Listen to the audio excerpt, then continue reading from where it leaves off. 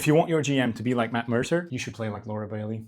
While being a good GM is harder than being a good player, being an excellent player is harder than being an excellent GM. And thus, I'm going to start dishing out some advice for you to level up your player skills. And today, we're going to be chatting about something super important called managing spotlights. This is something that all good GMs have learned to do, and have learned to accept it as their own task. But I disagree that it should be just like that. Everyone at the table, all players, should know when and how to manage spotlight. So, what do I mean when I use the term spotlight? Someone being in the spotlight means that the scene is currently revolving around them. The silliest example I can think of is, let's say a party has 4 barbarians and a bard, so naturally every social or dialogue scene will probably revert towards the bard leading the conversation, that is, being in the spotlight. And usually it's the GM that needs to balance the amount of time that the bard is in the spotlight versus giving something for the barbarians to interact with or do. And something an excellent player will do is also be hyper aware of their spotlight and when it's time to stop